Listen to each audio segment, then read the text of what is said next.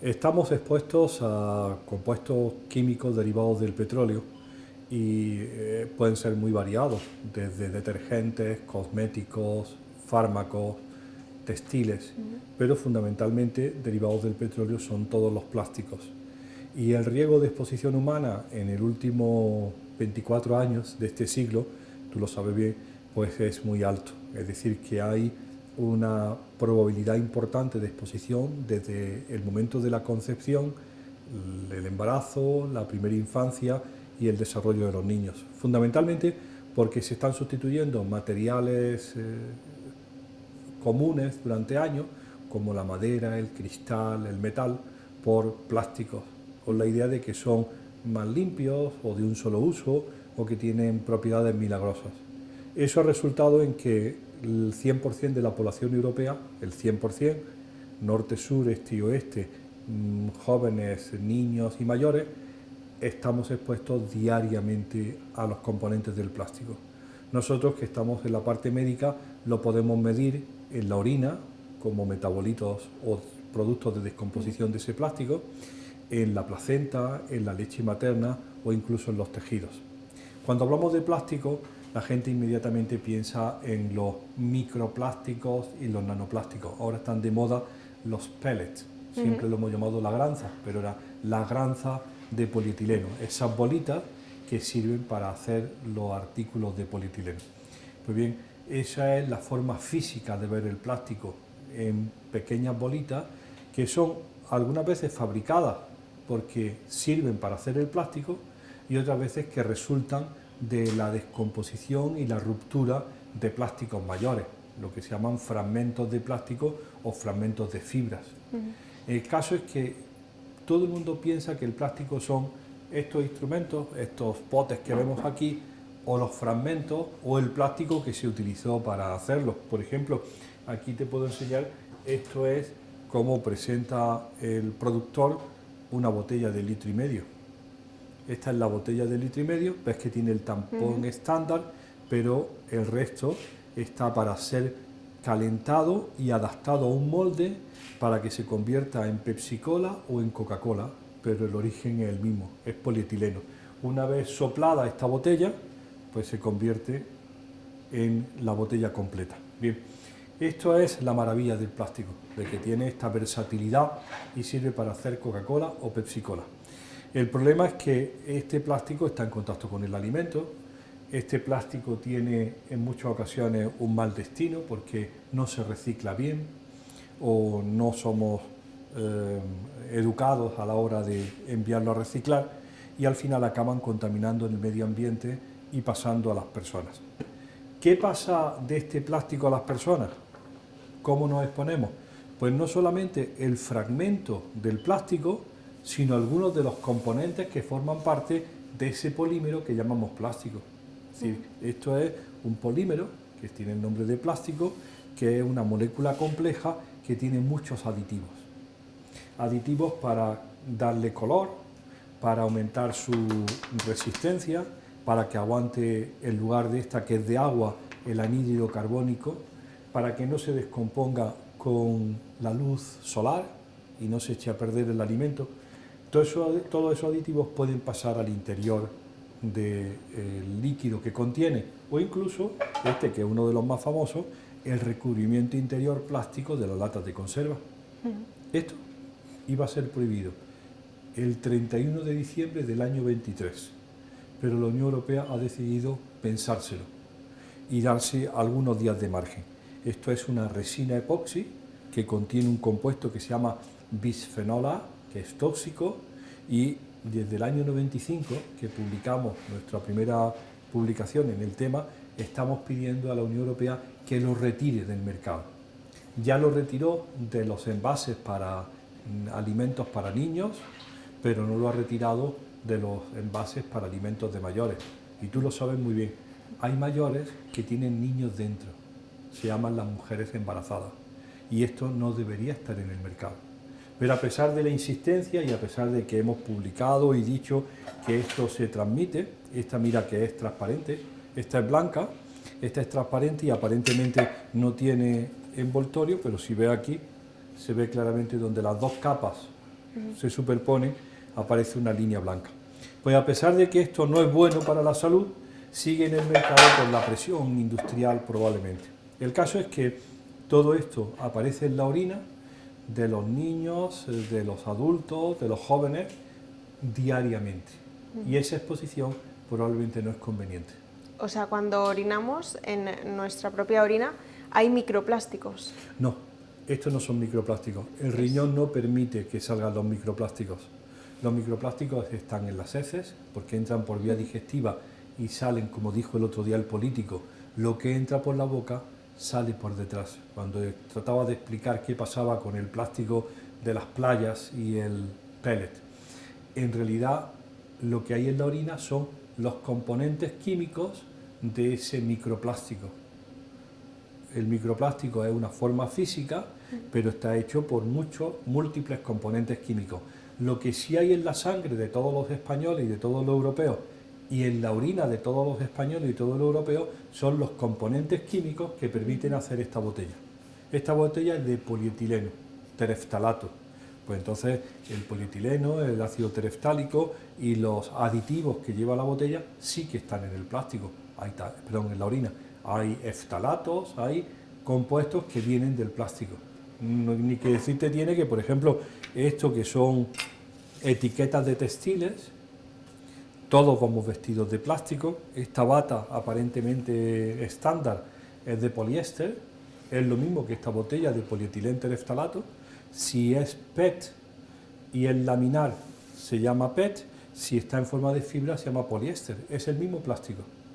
Y estas etiquetas que tengo aquí, por ejemplo, son de ropa, de la que vamos vestidos, que son generalmente poliéster, poliamida, nylon, viscosa, rayón, algunos semisintéticos, que contribuyen también a la exposición humana.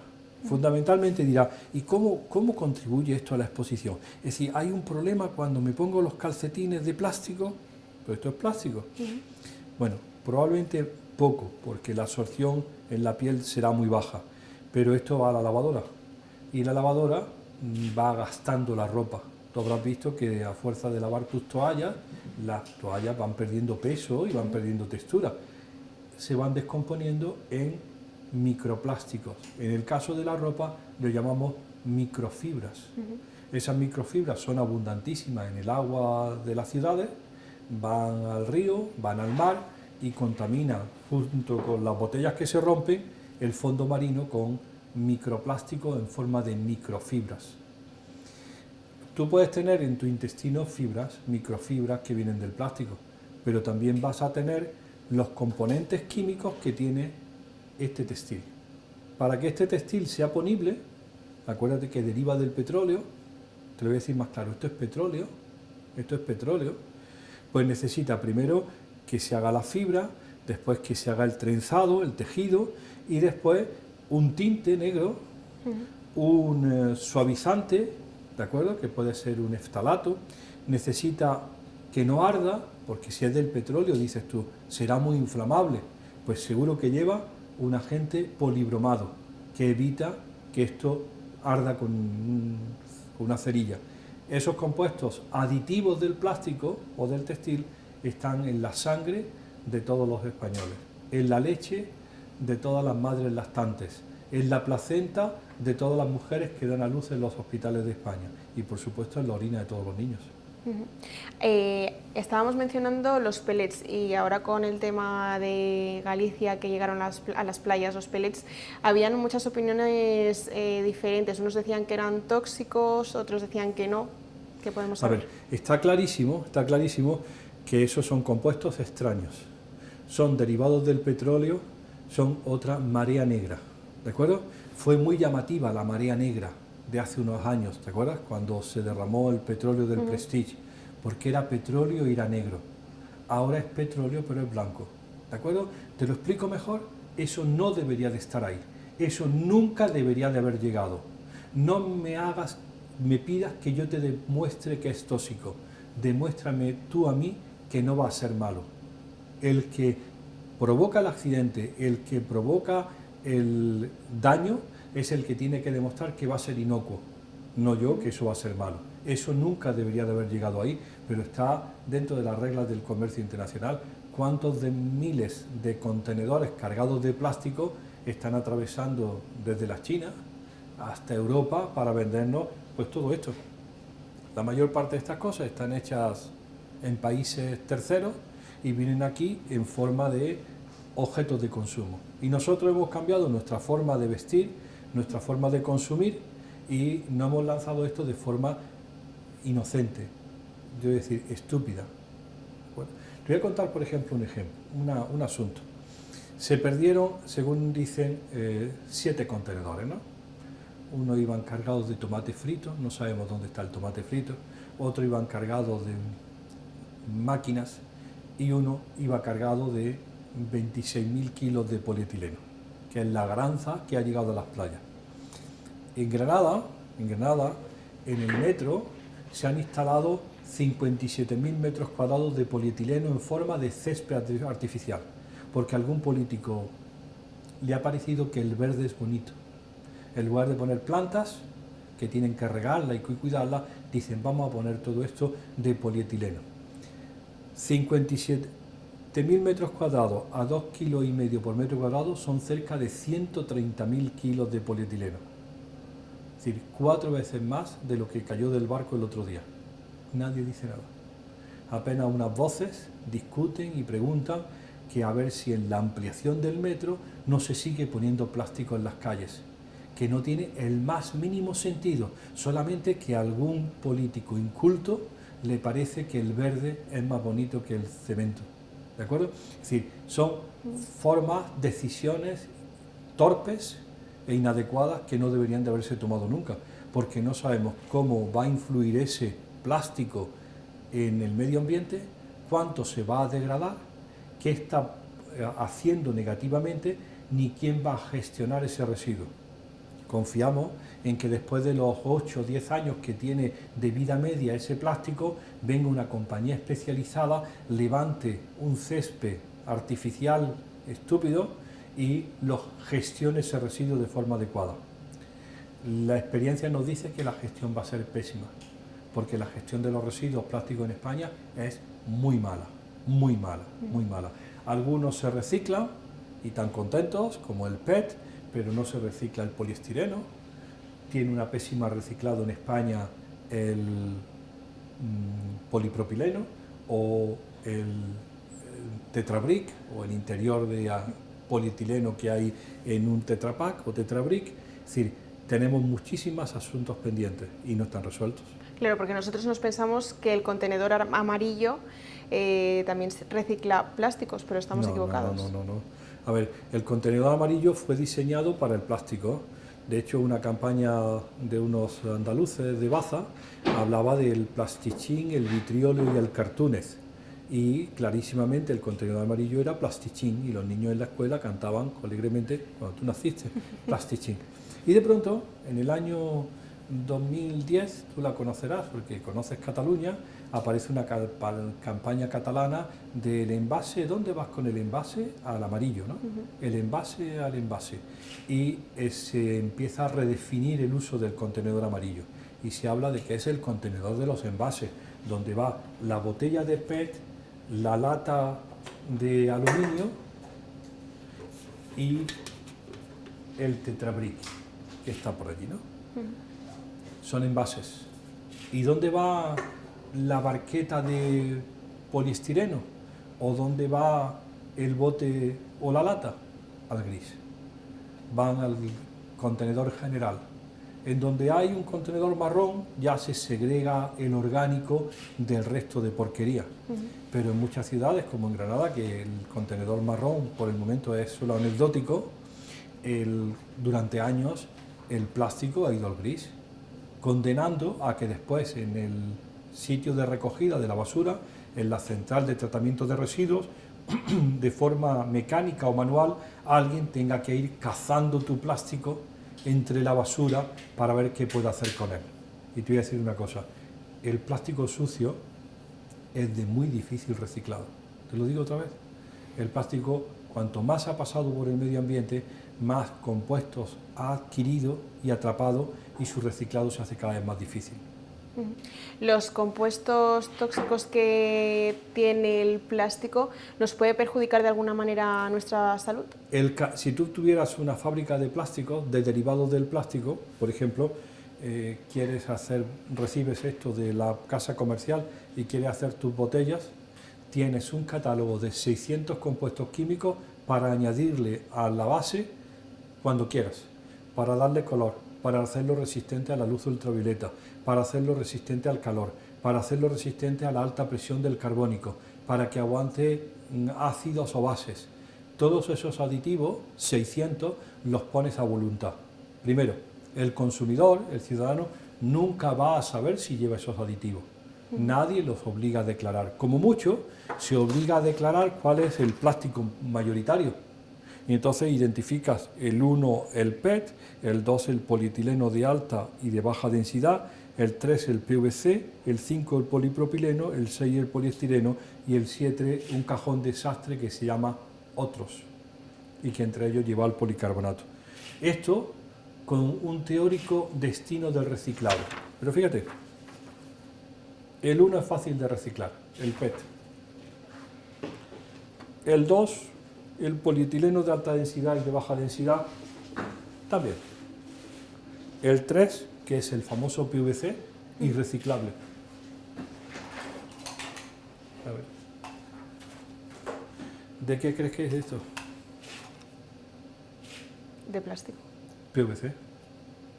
Lo mismo que la tubería. Esto tiene hasta un 30% de talatos para que sea flexible. Te voy a enseñar otra cosa. ¿Y esto? Mis maravillosos guantes de vinilo que te acabas de comprar para la cocina. Me acabo de comprar para la cocina. PVC. Irreciclable. Absolutamente irreciclable. Es decir, que muchísimos de los plásticos nunca se van a reciclar. El poliestireno que te contaba antes, ¿te suena? ¿Más claro? ¿Qué pone? 06 PS. Poliestireno. El famoso corcho blanco. Irreciclable. Es decir, ahora me dice que nadie va a ocuparse de eso. El proceso de reciclado es carísimo. No trae cuenta reaprovecharlo. Digo, entonces, el contenedor, y contestando a tu pregunta, ¿eso va al contenedor amarillo? No. Ni se te ocurra. Has comprado 6 tomates insípidos, ¿de acuerdo? En una barqueta del supermercado, 6 tomates perfectamente esféricos, rojos e insípidos, en una barqueta de poliestireno, envueltas en un film de polietileno, que tú metes en una bolsita de polipropileno y que arrastras con un carrito de policarbonato. Irreciclable todo. ¿De verdad esto es la solución? Afortunadamente ya lo habrás visto. Muchos supermercados, a pesar de que COVID impuso el superempaquetado, muchos supermercados han dejado de... ya venden a granel. Vas con tus guantes, tocas tus naranjas, pero ya no compran los tomates en esto, porque son conscientes de que esto no hay quien lo reaproveche. Por eso el contenedor amarillo, que tú me decías, ha dejado de ser, desde hace más de 14 años, el contenedor del plástico, ya no es plastichín, ahora es el contenedor de los envases.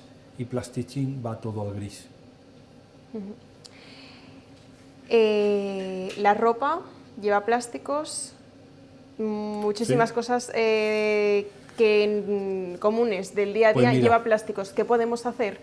En general la ropa, los muebles lo hemos cambiado, ahora todos estamos en muebles que son de melamina, de productos sintéticos, son resinas, son productos que tienen a lo mejor una base de madera pero encolado con un plástico.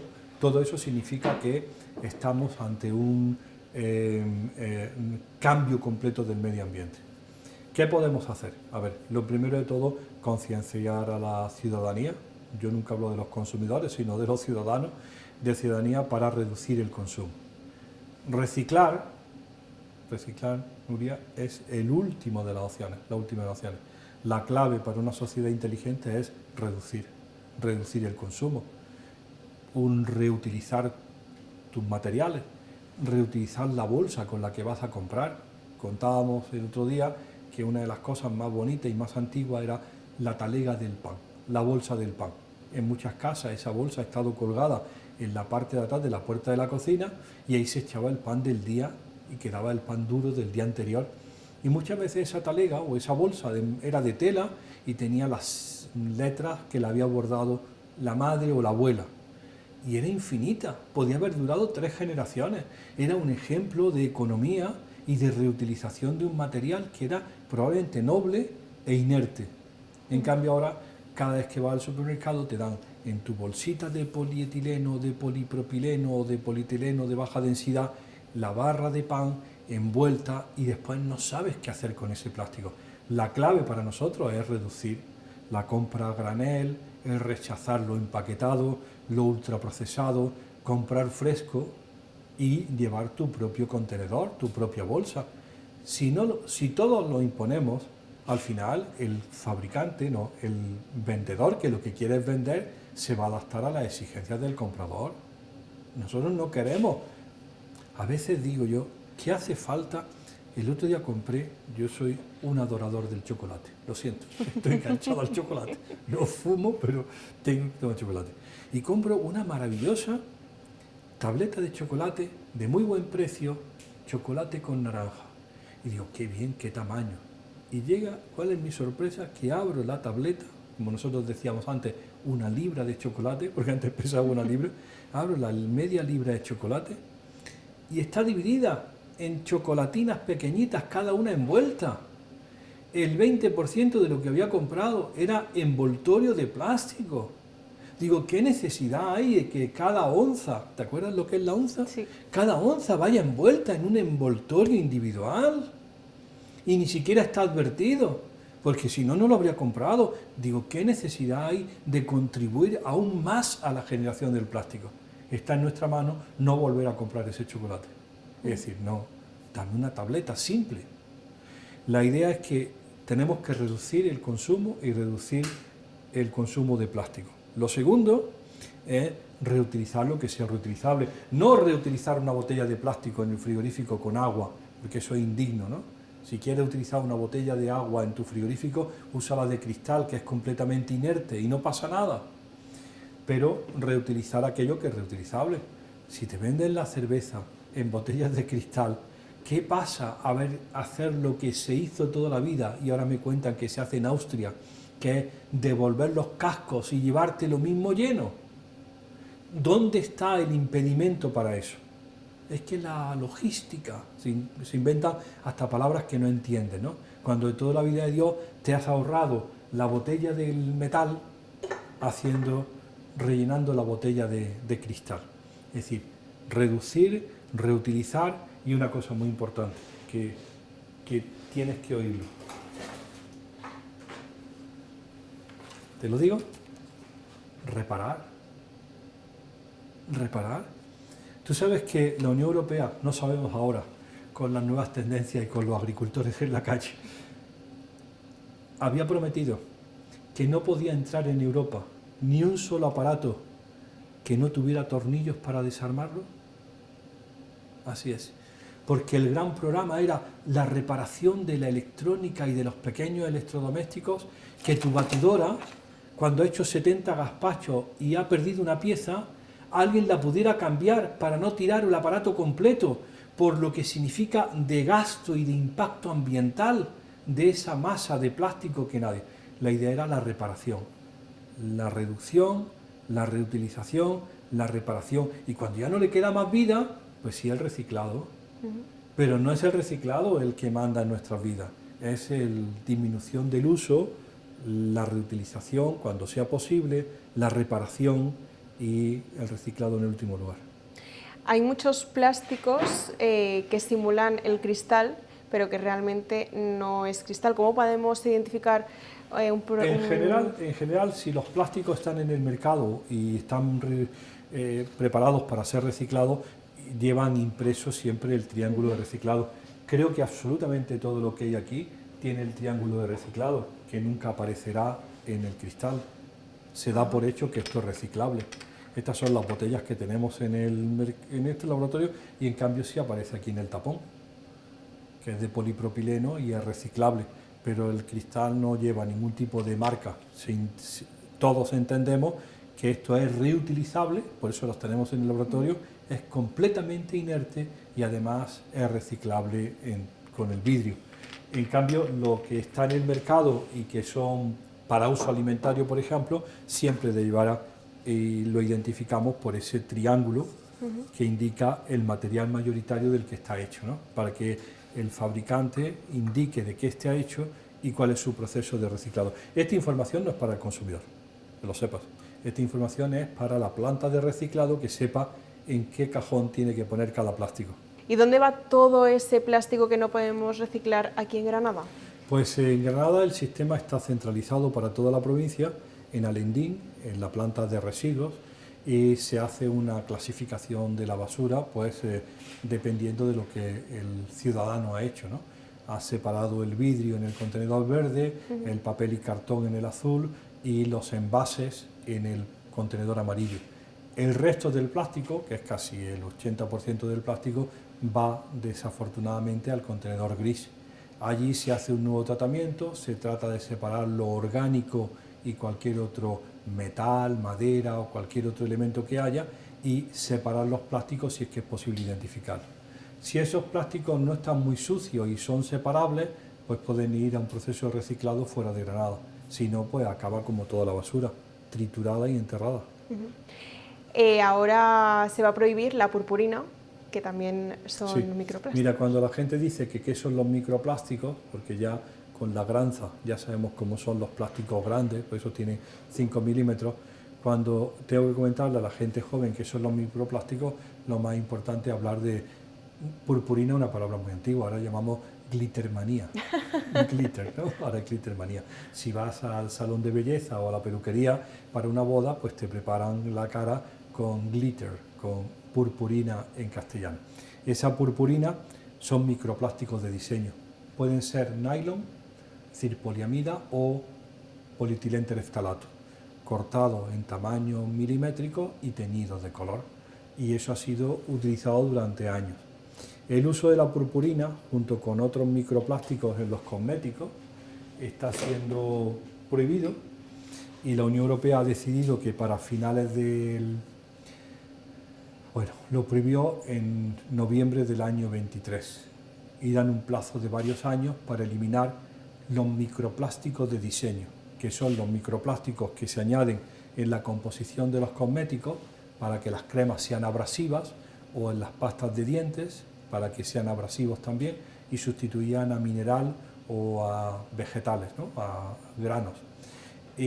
Lo tienen que prohibir ahí, lo van a prohibir también en la purpurina y fundamentalmente, Nuria, fundamentalmente lo van a prohibir en el uso de neumáticos usados triturados como fundamento, como base de campos de fútbol y campos de deporte. Eso es una enorme barbaridad que no sabemos cómo, en manos de quién y en mente de quién cupo esa idea de hacer que el neumático triturado, que es un componente altamente tóxico, que tiene más de 600 elementos, que es lisiviable en el agua y evaporable con el calor, esté tapizando los campos de fútbol de medio mundo. Los estudios ya se han hecho y el problema no solamente es de los microplásticos, esos pequeños fragmentos de neumático triturado que acaban yéndose por el desagüe y contaminando el medio ambiente, sino los compuestos químicos que evaporan cuando se calienta. Imagínate un campo de césped artificial que tenga en la base toneladas de neumáticos triturados que se calientan en Granada pues a 45 grados en el mes de agosto. Pues eso ya está en la lista de prohibiciones, pero seguramente tardarán años, decenas de años en que se retiren. Claro, y en el caso de los cosméticos, porque es algo que utilizamos diariamente muchas mujeres, ¿cómo eso nos puede afectar también? Pues tendría que venir en principio como una decisión de los propios fabricantes. Los fabricantes muchas veces van por delante de la administración y aquellas marcas de cosméticos más amigables y respetuosas pues ponen en el mercado compuestos o cosméticos sin parabenos, sin benzofenonas, sin salicilatos, sin filtros ultravioleta o sin microplásticos. Como una persona se volvería loca y tratando de identificar entre los 38 componentes cuáles son los que no le conviene, pues lo normal es, o lo mejor sería, adherirse a algún fabricante de confianza que tenga la misma sensibilidad que tú tienes, ¿no? Con esos problemas, ¿no? Me llama muchísimo la atención la gente joven, las chicas jóvenes con el móvil escaneando códigos de barras en el supermercado, intentando ver los componentes y que se encienda alguna luz roja. Eso no le corresponde al ciudadano, eso le corresponde al Estado, ¿de acuerdo? En el dar esa ventaja a la gente ilustre o a la gente ilustrada no es serio. Eso, si es malo, debería estar prohibido para todos. El caso es que, mientras tanto, mientras que se separan esos microplásticos y son conscientes, pues habrá que buscar compañías que apuestan por la no presencia del microplástico en la composición del cosmético. Algo que también hay que recalcar es el compuesto, el petróleo en los plásticos, ¿no? A ver, todo lo que hay en esta mesa, absolutamente todo, es derivado del petróleo. No hay aquí ni un solo plástico bioplástico que haya salido del alcohol o de la caña de azúcar o del palmito. Todo lo que hay aquí es, como el 95% de los plásticos derivados del petróleo. La síntesis se hace a partir de las últimas fases de desarrollo, por ejemplo el polietileno, y de ahí salen los textiles, los fertilizantes, los pesticidas, los productos industriales, los plásticos, todo lo que nos rodea en el mundo actual. Todo esto es industria derivada del textil. Tengo que decirte que ya está casi en un 15% del petróleo que se produce en el mundo va a química de síntesis y un 5% a plásticos, donde hay un enorme incremento en el precio. Yo siempre lo digo, ¿no? Unas gafas de policarbonato, es decir, los cristales bifocales te pueden costar 400 euros, son unas gafas perfectas y son derivadas del petróleo. Y en cambio está el combustible de los vehículos que vale a 85 dólares el barril de Brent, como dicen. Si yo tuviera o fuera el dueño de un pozo de petróleo, preferiría hacer gafas a 500 euros que quemarlo en forma de combustible en un automóvil, ¿de acuerdo? Está claro que vamos a tener plástico, como yo digo a la gente, nos vamos a hartar. Las previsiones en Europa son de la sustitución de todo por materiales derivados del plástico o materiales plásticos derivados del petróleo. Y eso es inadmisible. Eso es una venta a economías externas que para los países que no producimos petróleo es inadmisible y que además tiene unas consecuencias en salud y en medio ambiente no deseables. También se han cambiado cosas a peor porque nos pensábamos que lo que teníamos perjudicaba, ¿no? a nosotros también la salud. Eso lo hemos visto, ¿no? El otro día estaba en un instituto dando unas clases y el instituto había sufrido una reforma y había un aula de salón de actos que no había sido reformado. Entonces me advierten antes de entrar, todavía no hemos reformado. El suelo era de terrazo, las paredes eran de cemento, los muebles eran antiguos de madera y la pared hasta la mitad era de azulejos alicatados. Era todo antiguo. Y dije, todo lo que tenéis aquí es local. Estos azulejos, estos suelos y estos muebles no tienen más de 50 o 100 kilómetros de distancia donde se fabricaron. Todo se hizo local, con elementos locales. Todo es, una vez que acabe su vida útil, Nuria, asimilable, porque todo viene del terreno. Ese suelo de terrazo se va a descomponer como se descompone una roca, tardará años, pero son piedras del terreno y la madera se va a echar a perder como se apolilla cualquier madera y el azulejo pues va a ser cascajo hasta que lo asuma el medio ambiente.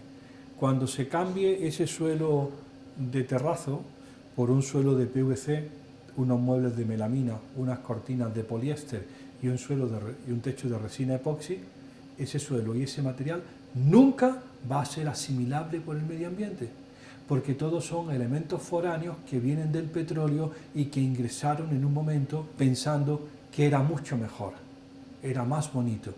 Hemos hecho un estudio con la Diputación de Granada, en las escuelas metropolitanas, a raíz de los sistemas de aireación de las aulas, sobre todo en preescolar y en guarderías. Y la ingeniera que ha estado trabajando conmigo clasifica la guardería en las nuevas y las antiguas. Las antiguas, completamente inertes, de materiales de toda la vida. La nueva, de materiales derivados del petróleo. El cambio es que es más bonito, es que los suelos son de colores y los niños están más contentos viendo verde, rojo y azul y amarillo.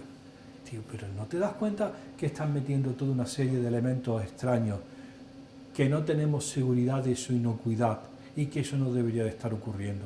Cuando sabes que durante los últimos 100, 200, 300, 500 años has construido con materiales que eran inertes y que no aportaban nada en negativo a la salud de esas personas que habitaban dentro de esa casa, ¿no? Pues como tú decías muy bien, de forma estúpida cambiamos y decidimos que es más moderno o que es más bonito o que estéticamente, como el césped del metro de Granada. También, como decíamos, es un cambio del medio ambiente, porque lo que cambiamos es el medio. Absolutamente. Entonces, también nos puede perjudicar en las conductas. Claro, cuando cambiamos el medio, significa que la persona, el ser nuevo, se está exponiendo a sustancias o elementos que antes no existían. Para nosotros, y es una cosa que vamos repitiendo, ayer estaba haciendo el prólogo de un libro que se llama Los 1000 días, nos parece y hemos tenido siempre el sentido de que los primeros 1000 días de la vida de un ser vivo son importantísimos, de un ser humano. 1000 días es un número muy comercial que sale de la suma de los 270 días que dura un embarazo, los 365 del primer cumpleaños y los 365 del segundo, en total 1000 días. Y dicen los científicos y la gente que está en gestión ambiental que esos primeros 1000 días de la vida de un ser humano, desde la concepción hasta el segundo cumpleaños, son críticos, donde se tiene que cuidar la alimentación, los impulsos y los estímulos positivos, el cuidado de la madre y la disminución de las exposiciones ambientales, la contaminación ambiental. Todos esos elementos contribuyen al desarrollo del individuo nuevo, tanto durante el embarazo como durante la primera infancia. Durante ese periodo va a haber una explosión de crecimiento celular y desarrollo de todos los órganos y fundamentalmente, a ver, Nuria, de tu cerebro, ¿de acuerdo? En esos 1000 días puedes aprender euskera, puedes aprender mandarín, por difícil que sea, vas a aprender el idioma más difícil del mundo. Lo vas a aprender porque tienes una plasticidad cerebral enorme. En esos 1000 días eres completamente permeable a todo. Y lo que se pretende es que la alimentación, el medio ambiente, los estímulos positivos, el amor, sean necesarios para que vayas desarrollándote bien. ¿Cuáles son las consecuencias de que falle alguno de esos modelos? Pues afortunadamente en España pensamos que no va a fallar nunca la alimentación y que aparentemente la protección de la madre va a ser correcta, porque estamos en una sociedad desarrollada con acceso a buena alimentación y a buenos cuidados. Incluso si hay algún cuidado desviado, pues alguien va a advertirlo, ¿no? Pero ¿qué pasa con la exposición a todos estos contaminantes ambientales de los que estamos hablando? Nada, ahí no hay nadie que esté limitando. Cuando se da alguna advertencia, nos dicen que somos alarmistas. ¿Bien? Pues la clave está en que, por supuesto, que esas exposiciones afectan a esos primeros 1000 días y no es que tengas 6 dedos. No son fallos de ese tipo, son probablemente fallos en tu desarrollo y en tu comportamiento, en tu desarrollo neuroconductual y en tu comportamiento. De hecho, en todos los estudios que hacemos para el seguimiento de cohortes de niños, lo que primero y más nos interesa es el desarrollo neuroconductual y el comportamiento de los niños, porque ahí es donde más déficit puede haber? Problemas de déficit de atención, de hiperactividad, de todo el espectro autista, de problemas de comportamiento o de relación. Todo eso es lo que vemos relacionado con las exposiciones. Ahora que nuestros grupos de niños, acuérdate que los empezamos a reclutar en el año 2000, 3.600 niños de Asturias, Guipúzcoa, Ribera del Ebro, Menorca, Valencia y Granada, seguidos durante 24 años, nos han dado mucha información. A la hora de la pubertad nos dieron una información valiosísima. Lo que hemos visto a la hora de la pubertad es que muchas de estas exposiciones, ¿estás preparada?, adelantan la pubertad en las niñas. Y aparece en pubertad o desarrollo de algunos de los signos de la pubertad con 8 o 9 años. Y eso no es conveniente, ni psicológica ni orgánicamente. Y también hemos visto que otras exposiciones retrasan la pubertad en los niños, con el tamaño testicular y el comportamiento. Y eso ya se retrasa a lo mejor 13, 14 años. Estamos viendo que hay efecto ambiental en el comportamiento, en el desarrollo puberal, y no te digo ya en la gran enfermedad del siglo XXI, en la obesidad. ¿Qué quieres que te hable de obesidad? Porque dice, la obesidad no va a ser la falta de ejercicio, de que la niña y el niño están todo el día en el ordenador, tiempo que tenían que estar en la calle jugando o con actividad física. Mira, te voy a enseñar una cosa. El recubrimiento interior de esta sartén antiadherente o de este cartón inocente de la comida rápida, esto es el fast food, el takeaway, ¿de acuerdo? Sí. Esto es el rey del COVID, ¿de acuerdo? Tú que conoces bien Barcelona, durante COVID era hordas de motoristas repartiendo comida por la ciudad, ¿no? Porque ya puedes comer. El material que tiene este cartón, dice, ah, mira qué bien, no es plástico, es cartón alimentario. ¿Cómo es posible que no se manche con la grasa? Porque el material que tiene es una sustancia perfluorada. Lo mismo que se utilizaba para hacer el material de cocina antiadherente. Estos se llaman perfluorados, PFAS o PFOA. Están en la sangre de todos los españoles y las españolas. Todos, rurales y urbanos, grandes y chicos. Y no se elimina. Es de muy difícil metabolismo y se queda dentro del organismo. Más viejo, más tienes. ¿Sabes cómo puede uno quitárselo de encima? ¿Cómo? Pariendo pronto, pariendo mucho y dando mucho el pecho. Las mujeres tienen la posibilidad de quitarse los perfluorados de en medio mediante el embarazo y la lactancia. Dice, no me digas, tío, esto es una pesadilla. Son disruptores endocrinos, es decir, como nosotros estudiamos, afectan a las hormonas y al metabolismo. ¿Sabes cómo lo llamamos esos compuestos perfluorados? Obesógenos. Favorecen la obesidad. Tío, no me puedes meter en esto, no puedes decir que el envoltorio de la comida rápida o las sartenes antiadherentes, que tengo una sartén en mi piso de estudiante que he heredado y que ya de tanto hacer tortillas francesas se ve el metal, que ese material plástico está en mi sangre. Sí, está en tu sangre. Y que no lo puedo eliminar. No, no lo puedes eliminar. Es para siempre. Y que además es obesogénico. Esto es una pesadilla. La Unión Europea ha dictado que estos perfluorados, los PFOS y PFAS y PFOA, son el enemigo público número 1 del siglo XXI, que hay que quitarlos de en medio. Están legislando para prohibirlo. Ya habrán prohibido 17 y tienen 2.300. ¿Quién fue el maldito ingeniero que se le ocurrió que esto era la mejor solución para la sartén de mi casa? ¿Sabes lo peor de todo esto? Que ya sabemos que es malo, que hay que retirarlo y que hay una absoluta impunidad por parte de todos los que lo pusieron en el mercado. Dicen, es que no sabíamos. Si no sabes, te abstienes. ¿De acuerdo? No soy yo el que tiene que demostrar que esto es malo para tu salud, sino el que lo inventó tenía que haber demostrado que iba a ser inocuo.